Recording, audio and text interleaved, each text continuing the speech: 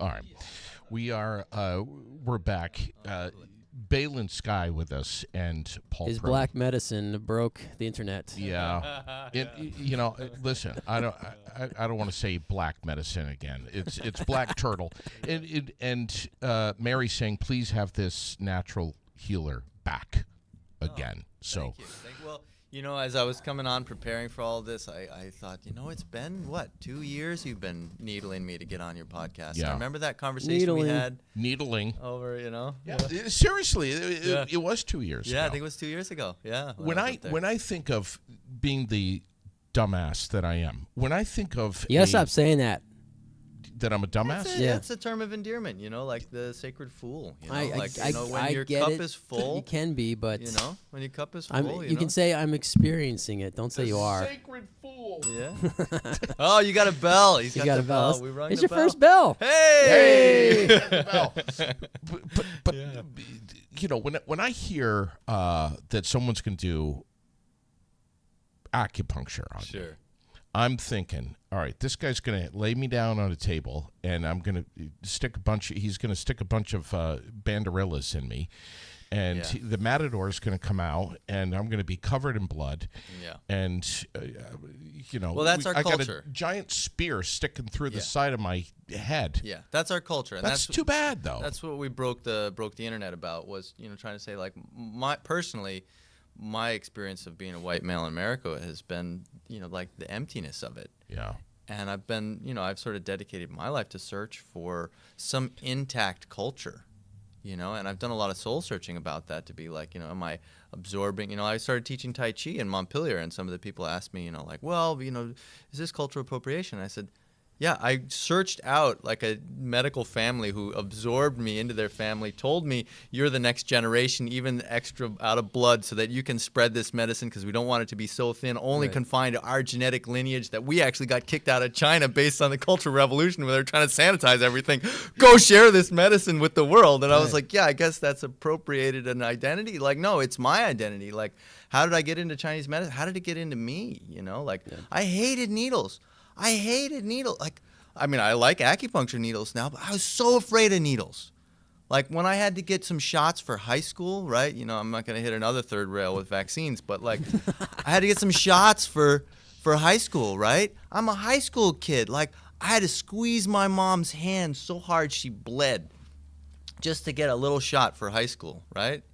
This is profound to hear this. When I told her that I was going to become an acupuncturist, an acupuncture school, I had never had acupuncture at this time, mind you, right? I've already got the plane ticket and halfway moved to California from Binghamton, New York, right, to become an acupuncturist, right? And my mom, she almost spit up her coffee, you needles, right? I was the kid with the splinter in my finger. That's no, just wait till it gets worse. No, I'm not going to let you dig it out with that needle, right? And that's part of our culture. What is our experience with needles in this culture is usually one of two things. One, they suck out your blood. Do you know how much energy in every day of your life goes into creating your own blood, right? Yeah, right. You're eating, you're breathing, everything is there, right? It's like your life force, right? Yeah. It's the fluid of the heart, of course. Right? And, your body has that feeling, sure, we bleed and all this kind of stuff. You lose some of it, no big deal. But, as a hypersensitive person, right, you're designed to try to hold that in, right? You're going to let this needle, just sit there and let somebody pull it out. Your body doesn't like that, Well, right? and I'm going to get controversial now. Yeah. What is the first thing that they do to you as a baby? They're sticking needles in you. There's that, too. And so Right. we don't know. Right. There's a lot of trauma that happens early on. Exactly. And we don't know. We don't remember it, but it's in there. Right. It's in our And cells, and I don't know. Maybe. That Pavlovian dog of it is there, right? Or the other thing we usually experience in our culture with needles is they inject a poison into you. Now, granted, again, without hitting the third, a lot of that poison is injected for good reason to help your body heal, right? To actually help you, Chemotherapy. Yeah, right, chemotherapy or IV antibiotics or IV coconut water or whatever that is, right? But your body doesn't get that. It doesn't understand, that intramuscular, like stressor is actually to create some immunity and give your body a better chance to heal, right? Sure. So the animal, right, the dog of you, the creature. I have a friend who calls it, like her creature, like we're creatures, right? Mm-hmm. The creature has that experience from being an infant all the way through, right? And so I realized part of that fear of needles for me was to have compassion for that. As I'm here sticking needles in people, right, like the crocodile dentist from Shel Silverstein, right? Yeah. And I've found that it takes some time for your body to recognize that the acupuncture needle has a different intent. It's a different thing itself, right? It's much smaller. It's flexible, right? It's rounded. It's not hollow. It's not actually cutting, right? So actually a lot of the cells kind of part to allow it to come through, right?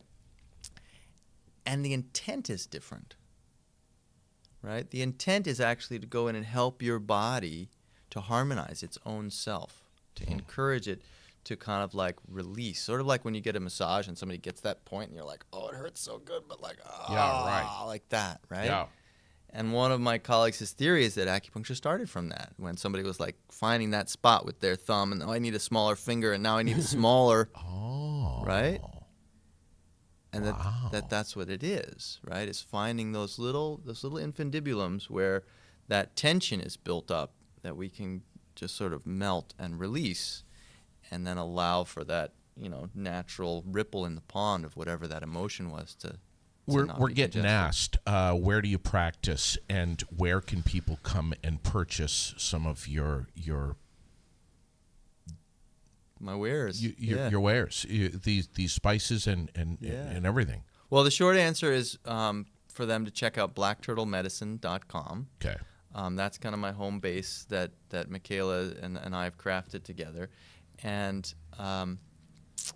the long answer is I have a clinical practice here in Barrie, where I'm in the Blanchard block, just down the street from this Yahoo. Yeah. Down across the hall. Down the street hall, from down the street Down the from this Yahoo. right? So you guys are What is it? The Immortal Fool? What was it? The Sacred Fool? What'd you Sacred call him? Fool, yeah. JD's the Sacred Yeah, Fool. of course. Yeah. I'm picturing like some kind of Friar Tuck kind of. Oh, yeah, I can Garb. see that. Oh, Yeah, my right. God. JD the Yeah, I Sacred can see that Fool. with the hoodie. Yeah. God. I love Ghost it. of Christmas Present. But you guys are up in the penthouse. Yeah, that's Right. right. Up in the penthouse. Damn. What happens in the penthouse stays in the penthouse. Yeah, we don't Wow. talk about that. Except here. for, Jesus.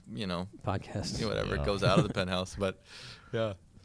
So we're up there at 5th floor, Blanchard Block. But, the way to get to me is blackturtlemedicine.com. Okay. People can just go there, book a free 15-minute call. And I use that as a screening device to figure out where people fit. If the lay of the land diagnostic is really what we want to do, to sit down and do it. I think of it as kind of like an MRI scan, right? Interesting. It's not cheap. It gives a big readout where it says, here's what's going on. Here's the lay of the land. And then those over-the-counter pieces, I'm starting to roll out. And we're working on how much can I do, how quickly, with barcodes and ingredient lists should get a and vending FDA machine. compliance or whatever like Vending machine? Yeah, I But- wanted a vending machine for a long time. We should put one downstairs. that. Yeah, And you put all totally. it, put your spices on one side, and I'll put candy on the other. I mean, I got some big visions with it. This weekend on Saturday, I'll be at the Twinfield Senior Center vending some Black Turtle Medicine spices. Last weekend, I was at the East Calais General Store. I've got a real limited stock right now. Yeah. But I'm just starting to let that roll out and pervade the community. Yeah. Before we wrap up this morning, I want to ask you what your take is on cannabis, because everyone's talking about it. Sure. And it's the go-to, frankly, to fight a number of different ailments, anxiety, whatever it may be.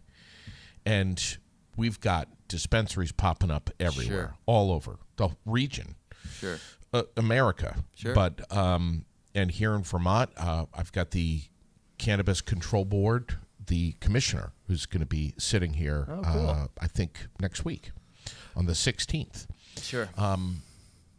What's your take on cannabis? Here we are, natural plant that's been around for how long? Wow. No one Plants are knows. hard to say. Yeah. It's been around for a long time. We don't know. Long Yeah, there's time. stories about the Constitution being written on the hemp paper and all that kind of stuff. Yeah.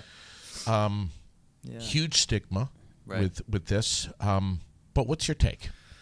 Well, as you're asking the question, I'm wondering, which side of the answers to give first, right? And the question is, how long do we want to take with it? But the provocative. Seriously, the three of us Yeah. should get back and We should. and take a real deep dive on this at some point. Yeah, we should. I mean, the straight answer is I'm straight for legalize it, right? I mean, what you resist persists, right?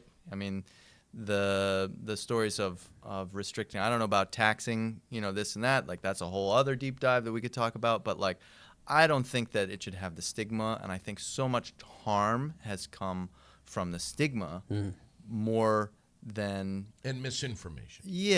than irresponsible use. With anything, there's the possibility for harm, right? Who is it, Heraclides or Epiphysius or some Greek, right? Galen, right? Says poison and medicine, it's all a degree of dose. Yeah. Right. So I think the first thing is to say, should we stigmatize? Should it have been locked away and all this? I think that probably was a big business, agriculture, farms, whatever, whoever that dark web of things and lies is, control and that process. I think that's not good, right? Any way around it. Again, am I for responsible use? Do I think that cannabis can be used irresponsibly? Yes. And my cheeky answer is that personally, I think it's a good gateway drug. Paul, what say you? Everything with wisdom. Nobody should tell me what I can or can't eat. If it's my body, my choice for one, it's got to be my body, my choice for everything. Yeah. So everything's and legal, but you have to have education and awareness. And so all this harm that's been done with prohibition is generationally destructive. If we have education and awareness, then we don't have irresponsible use, and that goes. It's even more important than like these 5 or 6 things that they've isolated as drugs. Look at the grocery store, and there's so much more drug. Right. So much more irresponsible use of drugs in a grocery store, Right. And I'm talking Lucky Charms and that kind of stuff. You're talking peanut butter. I have a problem with peanut butter. Bad. Peanut butter's an interesting one. Bad. Yeah, you got it bad with that one. But Live on it's it. an interesting. Well, Put- see, put we got to me on- identify what you're trying to get out of that. Right. Put me on an island with a 100-gallon jug of peanut butter, and I'll be fine. I'll survive. But you're right. We find the root cause of the trigger of the I love peanut butter and need peanut butter. Well, it may be that it's serving a need, right? And that's part of, I think, why the prohibition is not so good, right? Is to, like we've talked a little bit about your work, where you're like, all right, what's the problem, right? What's really the problem? Maybe you're self-medicating with peanut butter, right? And if we recognize what is that your body wants at a cellular level, you may be missing something. Right? Damn. And unfortunately, just like drinking salt water, it may be that the peanut butter is not actually scratching that itch. It's scratching close to that itch. Interesting. But it's it might the finger actually instead of the generate needle. more of it. Yeah. Right? You got to get more precise on But that. if I'm missing something, I can find something, but I can still also love to Sure. dip a chocolate bar into a jug of peanut butter, but just not eat half the jar. Right. Yeah, and not every 5 minutes eat the candy bar with the peanut butter. Right. Can you help with edema in the leg from surgery? Yeah. So Just got a comment here. again, that's everybody's going to be different in their different needs. But yeah, there's lots of different exercises, activities, herbs, acupuncture that can be done. I was just talking about varicosities with some of the people at Wellness Wednesday yesterday. What's that? Varicose veins? Varicose veins, yeah, and poor circulation in the legs, yeah. In that situation, it depends on how much trauma to the actual lymphatic organs, right, the lymphatic vessels, has happened. Now, Western medicine, just to show you the context, a couple of years ago, they came out in the big scientific journals that they had found a new organ. Did you know that? No. Yeah, so about 3, maybe it was 5 years ago, Western medicine announced in the journals that they had found a new organ, right? I forget what they called it, like intumegunum. I forget. I should know. But in Chinese medicine, we all chuckled because we went, yeah, that's the sanjiao, the triple heater, right? The organ through which the... See, I know about a triple heater, but I didn't know that they found a new organ. Yeah, they did. But Western medicine found it because you can only see it in live tissue. That's why they hadn't found it before, because it collapses in cadaver. Oh, wow. And that's part of the lymphatic circulation. We've talked about it. This is why it still has a Chinese name when we translate it. We translate the spleen as spleen and the liver as liver and the heart as heart, even though we're talking about larger organ complexes in Taoist medicine than just like the actual muscle of the heart like that. Because we include the tongue as part of the heart. That's why we kiss when we're to our sweetie in that like deep heart of us, right? Or speaking your mind and your heart. But the triple heater, the San Jiao, we didn't have a translation for that. So we still call it the San Jiao, the three biao. What is that, right? Well, it's where the original warmth of the body circulates through these vessels, which then collapse in surgery if they're cut in certain ways or as you die in certain ways. And that edematous blockage in the leg that this person maybe experiences is probably a blockage through what's called the triple heater organ system, which is not localized to one place, like your spleen is in one place, your stomach is in one place, sort of throughout the body. But there's most likely a trauma to that organ system, which could, through a complex of ways, be helped to heal. Yeah. I am. I'm so glad that you guys have met, because knowing each of you separately, I was like, Paul, man, you got to meet this Balin Sky dude. He said it a lot. A long time. For a long time. Cool. I wasn't ready yet. Well, I have you to thank for that, JD, because that I wasn't ready yet. Yeah, So we came like a shot out of the dark into my. I was like, right. Where have you been? Right? One of those. I was working on following the Tao, and when it was ready, here we were. Yeah, that's what works. It is fascinating. And now you guys are both up on the fourth floor of Fifth floor. Sorry. Penthouse floor. Get it right. It's where all the big dogs are up there. Biggest. The biggest of the big. Yes. Up on the Blanchard block. You got to join us. Join us. Yeah. Can- Well, one of us. he's right on the wall. You I know, know, it's nice to have the window, You're nice but- on the curbside. I like that. I like that. Can folks just walk right in? No. I mean, I don't really have office hours in that way right now, Okay. but we have some dreams, and actually, I'm starting to see that they're reflected. I have this idea that, the spice blends like this with pumpkin spice latte. Have this idea that the front of house, and some of the hospitals, even my hometown, are starting to go this way, where they got a little, like the reception area, it's got a little cafe in it. Wow. Right? And I have this dream of having the coherence. Because in Chinese medicine, we always give people food and diet remedies, go eat bitter melon and, horseradish greens and this and that. And then people go out to the Cornerstone Cafe and have a pub beer, right? Yeah.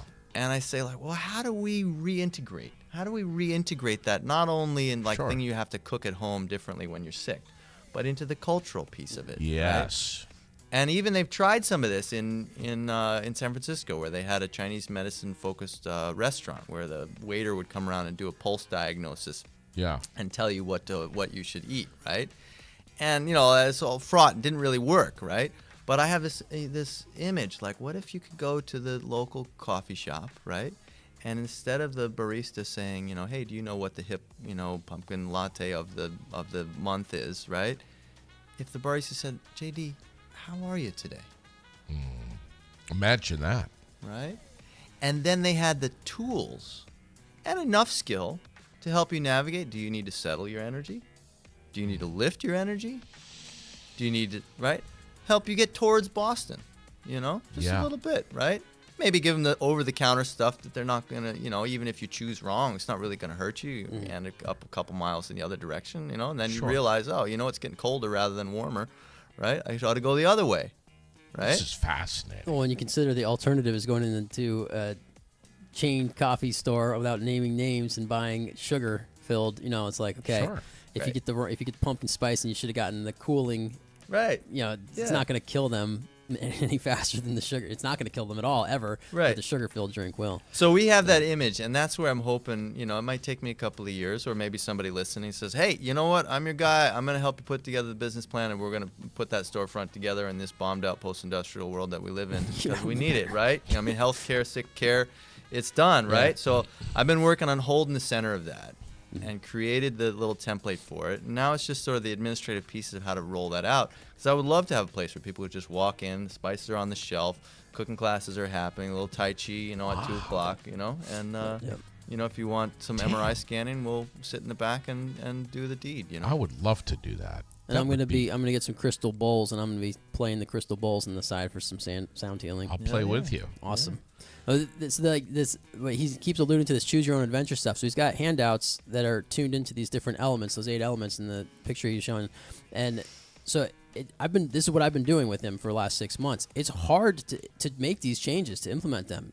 I meet with him and I'm like, this is what's going on, and then he says, okay, let's do this, or let's try this or that, and so refer me to his the paperwork he's got now, like these different statements on each of these elements.